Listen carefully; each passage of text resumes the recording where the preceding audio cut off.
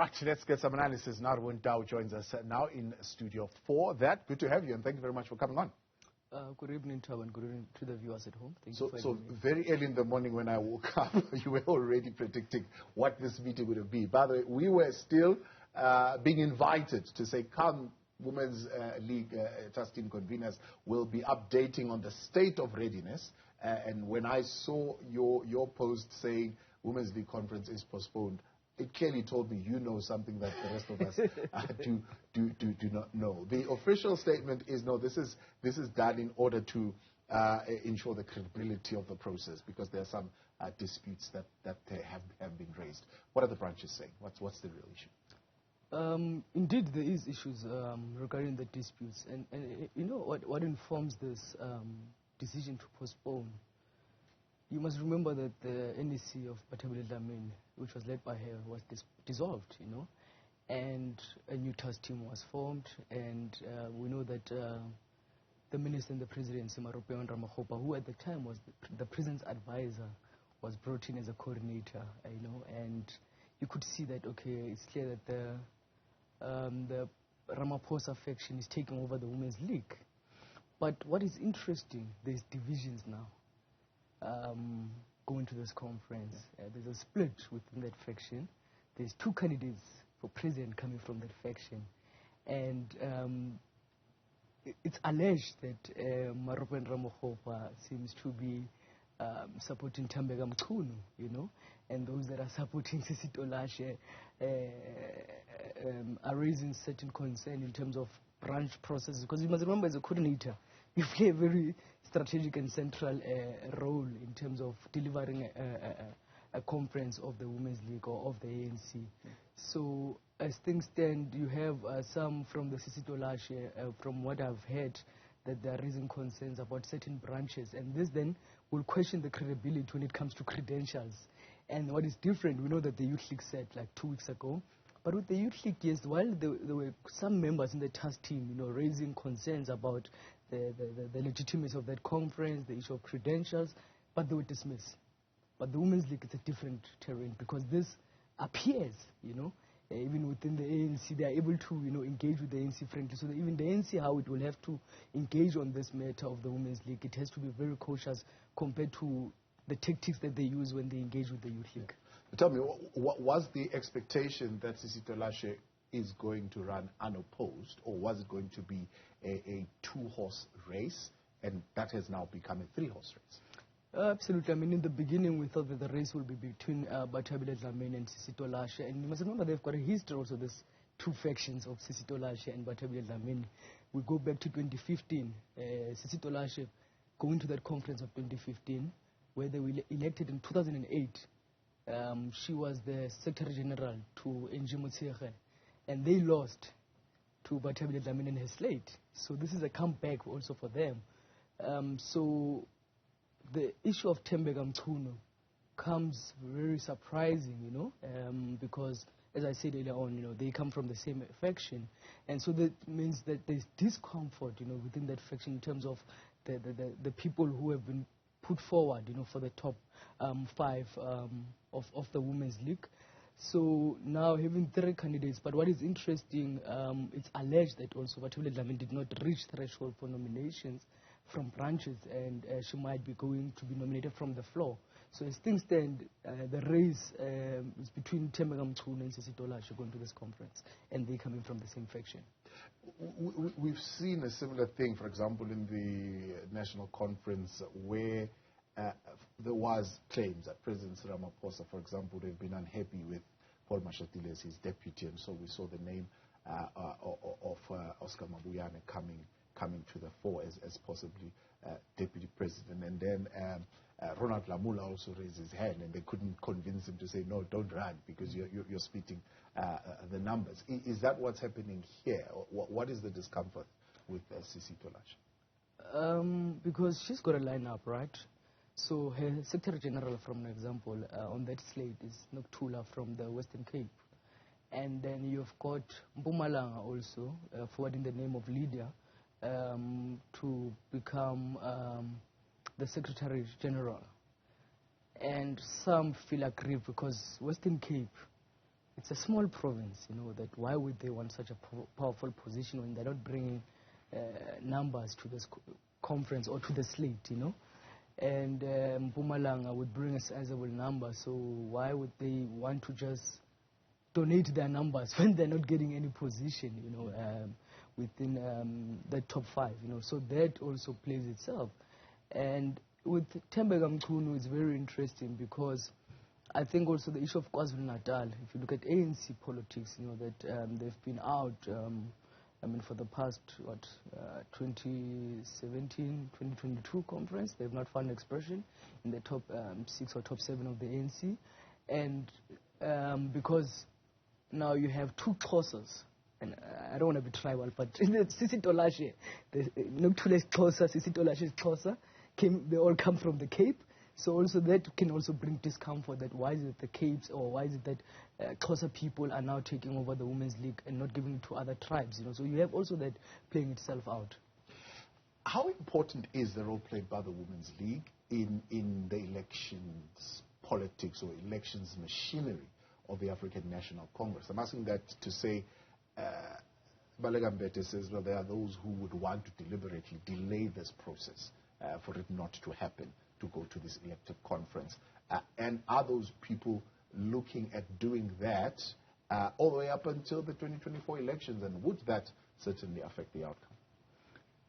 The one thing about this conference is it's not about also the work that must be done on the ground. It's more about the list process that's coming up. So you'll have the leagues, playing a very central league in terms of the nomination process.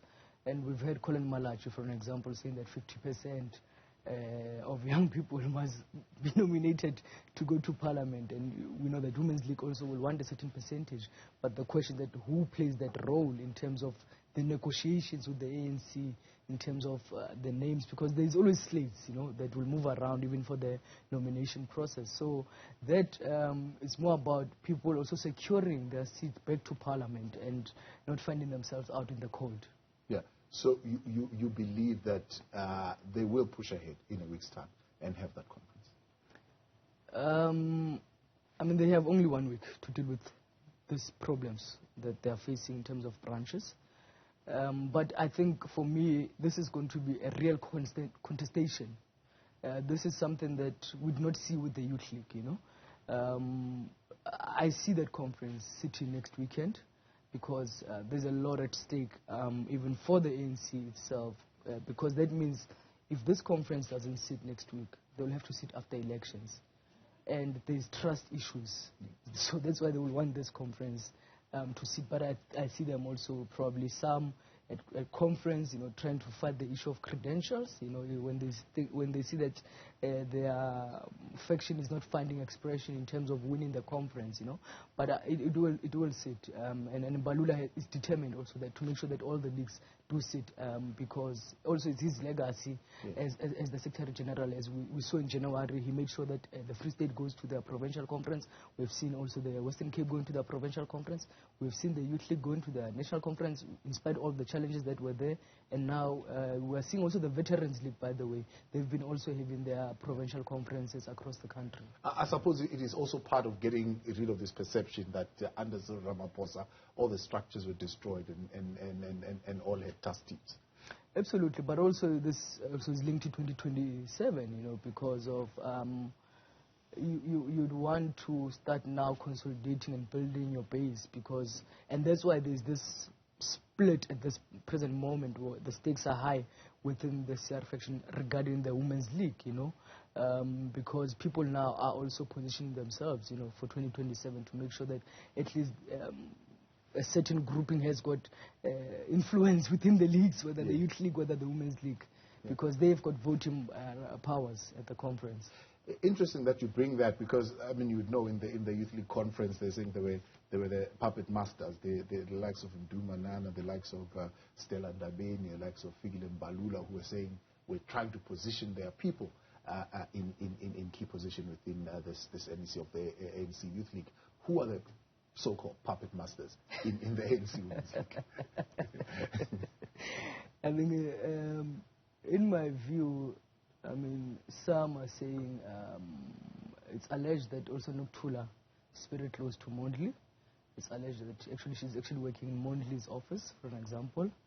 You have that element of the people that you have just mentioned who were also alleged to have been very influential in the Youth League process. Also, even now, it's alleged that also they are also involved in the Women's League process, you know, trying to make sure that they consolidate also both, because now they have managed to get the Youth League, to get also the Women's League.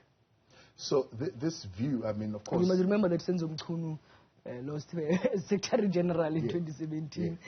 He tried also to put his head up for Deputy President in the last conference, and he did not, reach branch nomination.